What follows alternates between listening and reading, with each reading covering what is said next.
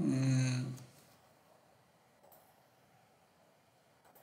Previously, there are some studies, but not randomized controlled trial, observational studies that have shown that combination therapy with methotrexate and leflunomide is more effective compared to methotrexate therapy alone. And but there were no previous RCT, so this RCT was done, and this has been recently published, and they have evaluated the effectiveness of this combination versus methotrexate monotherapy arm, and we will see what is the result. So let's start. So there was one systematic review done by Meach et al.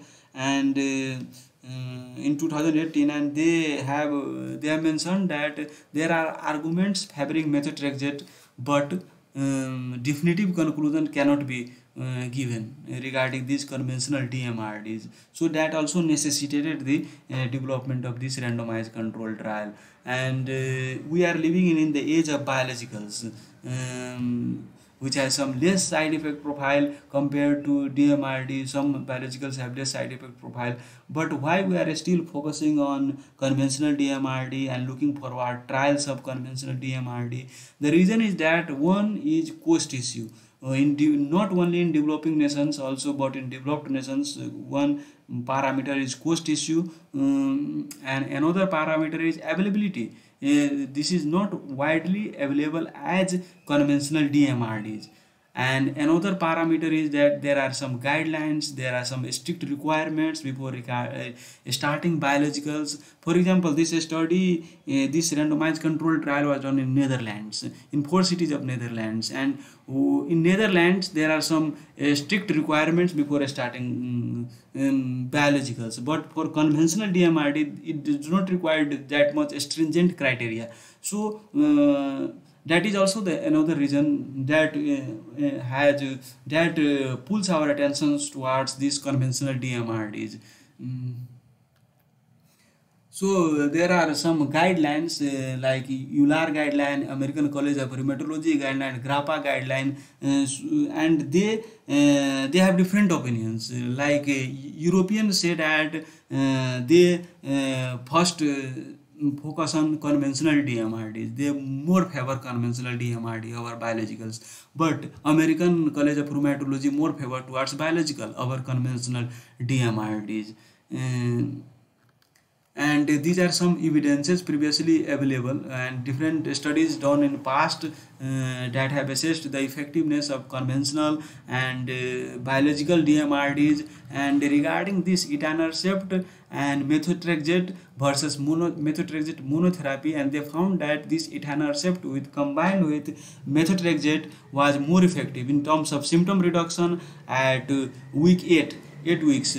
And in this is another study with golimumab with methotrexate versus methotrexate alone treatment, and this result was analyzed at week 24, and they found that this combination was more effective compared to this methotrexate alone therapy. And the trial Mees et al. I previously talked about systematic review. So this is the systematic review, and they have not reached definitive conclusion because of the less robust studies included in the systematic review. And this is another conventional DMRDs, and they have mentioned the effectiveness of this alpha-selagine in psoriatic arthritis, and this is regarding leflunomide treatment in psoriatic arthritis, which has mentioned efficacious, but this combined conventional DMRDs trial is not available. So that is also one new thing that this trial is focusing.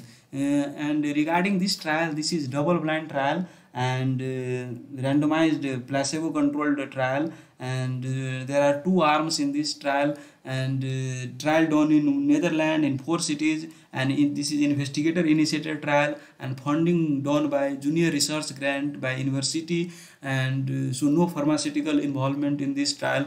And what type of participants are included in this trial? So patients with age 16 years or older with having psoriatic arthritis, and that must be active disease. Activity defined by PsA activity score. So PsA and DAPSA, these are activity scores to measure the symptom severity, and another is American College of Rheumatology criteria, response criteria. But that ACR response criteria is not used in this study, because in this study they have included patients with oligoarticular disease starting from 2 or more joints. So but that ACR response criteria is for more suited for polyarticular disease. So from the get-go, the investigators of this trial have mentioned that we will be assessing the activity with PsA activity score. And regarding PsA activity score, this is not only limited to research studies, but this is widely used worldwide, and for assessing effectiveness of these DMRDs and symptom improvement in clinics as well, all over worldwide. And another criteria is discontinuation of DMRD for at least 6 months prior to baseline visit. So previously patient has been previously taking these DMRDs, so that has to be discontinued at least 6 months prior to that. And if patient already on those COX inhibitors, then dose has to be stable for at least 1 week prior to a start of first dose of study drug. And if patient already taking intramuscular, intraarticular corticosteroids, so that should not be given or 8 weeks prior to the first dose of study drug. And if patient on oral corticosteroid, that should be discontinued 10 days prior to first dose of study drug. And if a patient has previously taken fumaric acid at baseline, then discontinue and switch to the study medications.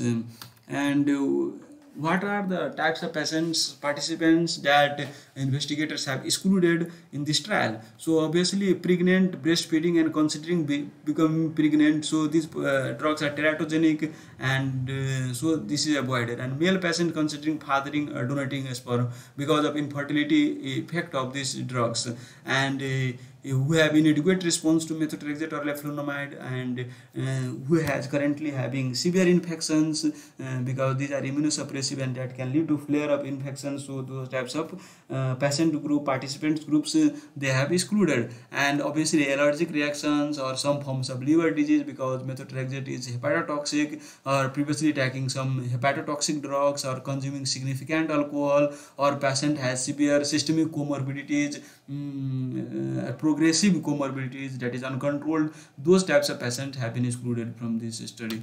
And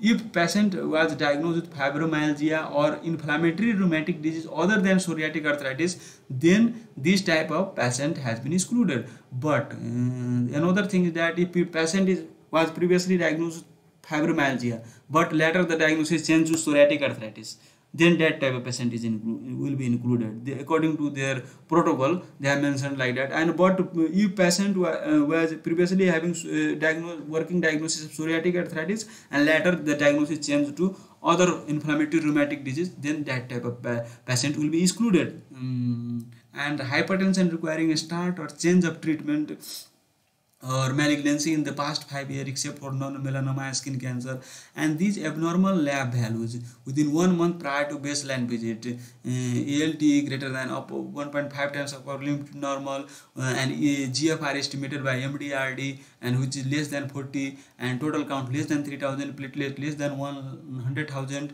hemoglobin less than 10, these types of participants are excluded.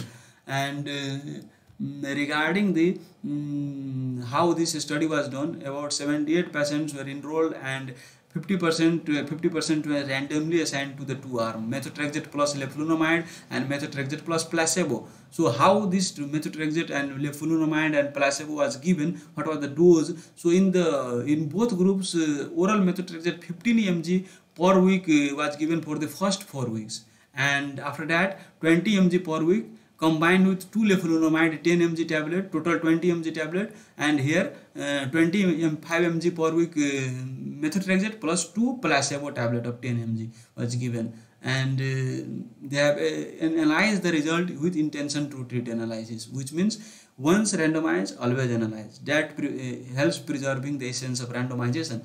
And the primary outcome will be assessed. They have mentioned that difference in mean PsA at 16 weeks. So these are some baseline characteristics between these two arms, and here I have highlighted regarding female. The reason for highlighting the female is that you can see 41% of the participants in this combination arm as female, but only 31% participants. So what is the problem with this high number of female in this combination arm? Previous studies have shown that female population with psoriatic arthritis, if they are started on DMRT, they have less response compared to males, and they experience more side effects. So and you can see here more participants, so this can confound the result. Even if it is effective, the result will move towards that it is ineffective. So that one caveat, but we will see what has happened to the result at after few slides. So here is some difference between these two baseline. And regarding this psoriatic arthritis, the duration of psoriatic arthritis, we can see that the duration is same in between these two arms. And regarding erosive disease, it is similar. The activity was measured by PsA activity score, and which is also similar at baseline. But this DPSA is not similar between the baseline. This DPSA is more in this placebo with methotrexate arm versus this combination arm. And so the definition of SJ is swollen joint count. 66 joints are counted here, 68 joint counted, and tender joint count. And here I have highlighted active dactylitis and inflammatory back pain. So the reason for highlighting is that we can see that more number of participants in this placebo arm has active dactylitis and inflammatory back pain, which can again confound the result. And here this is about the psoriatic arthritis, and they have also analyzed the dermatological parameters like active psoriasis. So we can see that more active psoriasis in this leflunomide combination arm compared to methotrexate alone arm. And these are subjective outcome measures, and we can see those are almost similar except for few parameters. And this is the result in terms of primary and secondary outcome. And PsA activity at week 16, we can see that there is significant difference in between leflunomide combination arm versus placebo arm, and which is statistically significant.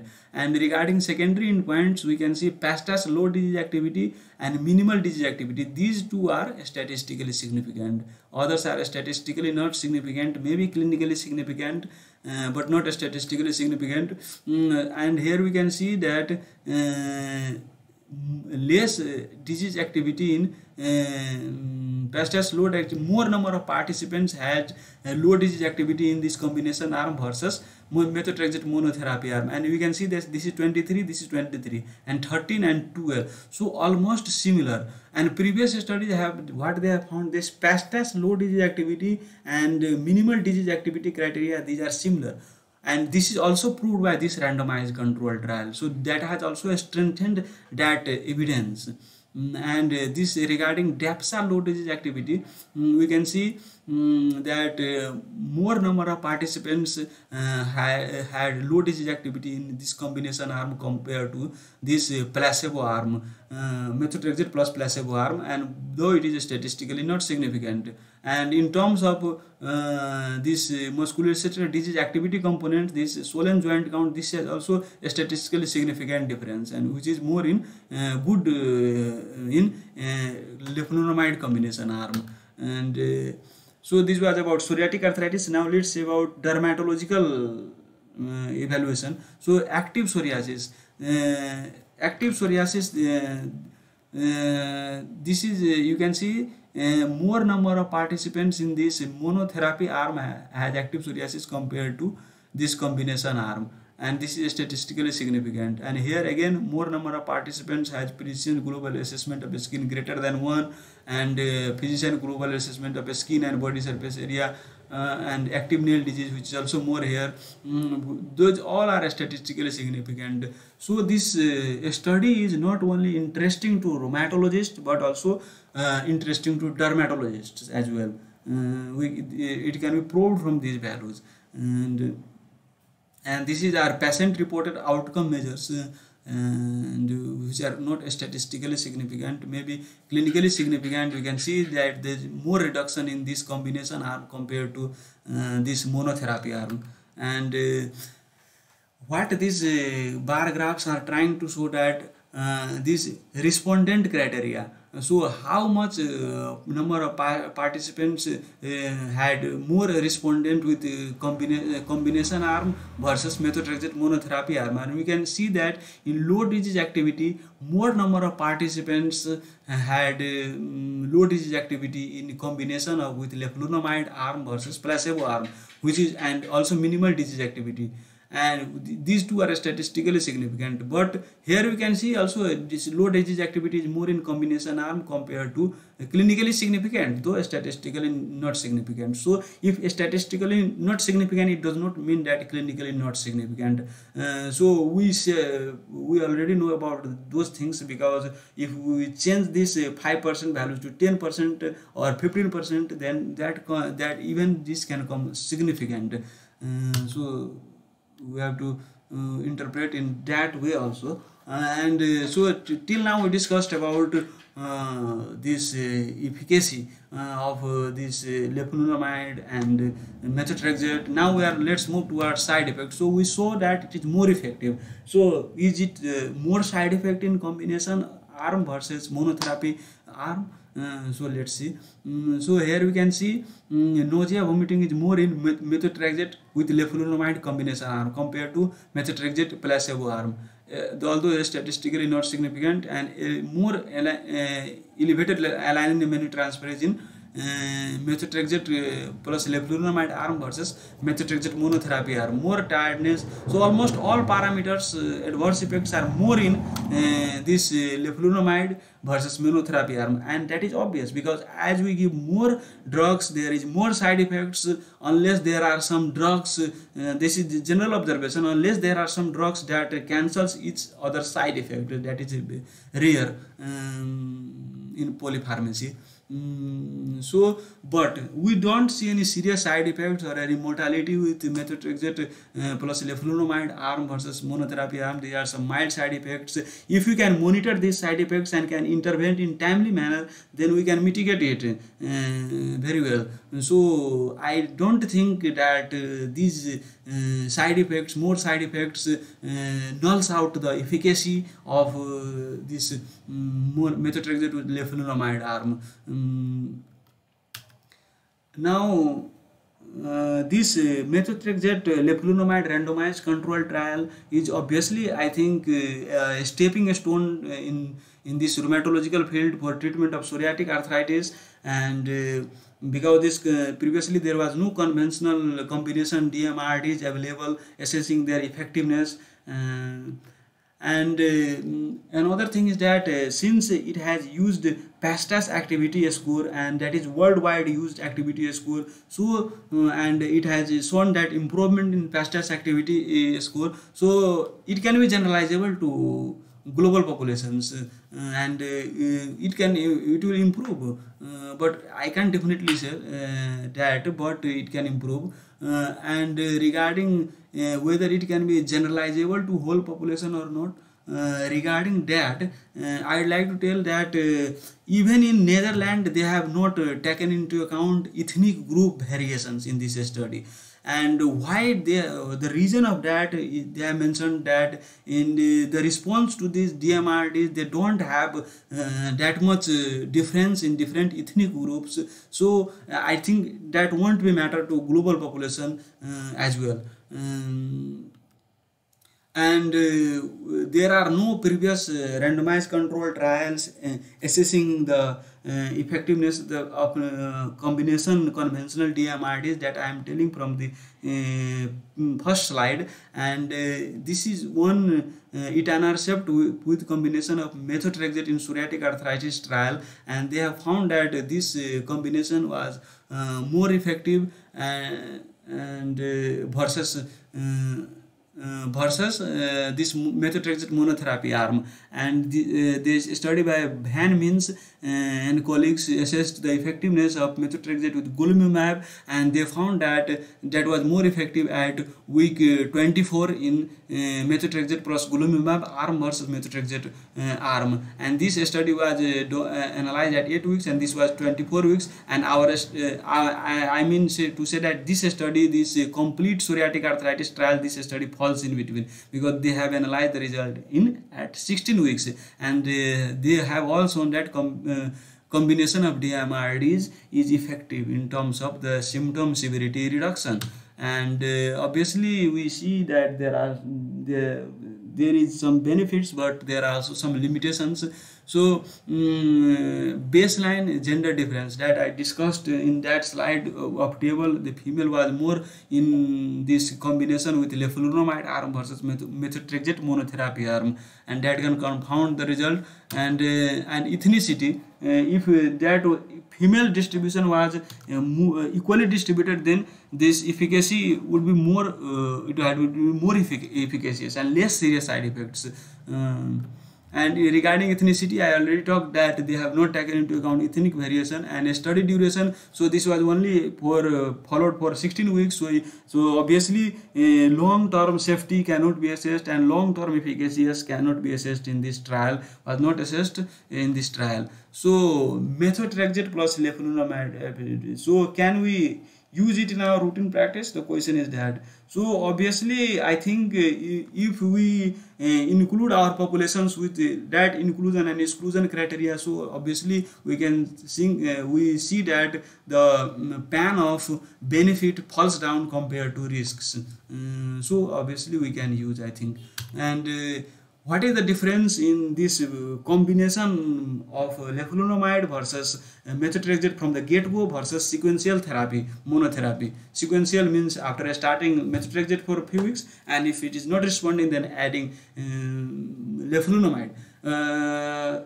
Regarding that, I would like to tell that there has not been shown that there is significant difference in adverse event profile, but obviously the disease course will be longer if you give sequential monotherapy, and the patient will experience symptom relief in less time if you give combined therapy from the get-go. So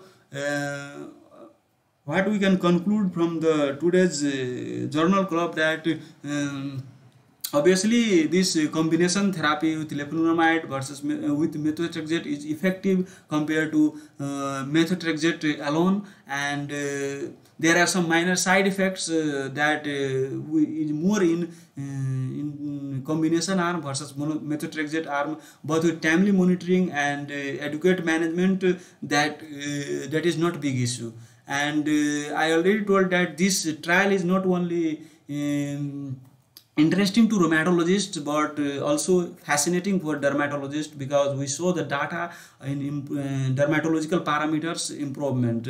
And regarding what can be implied from this, that future research is needed assessing the long-term efficacy and safety of this combination conventional DMRDs.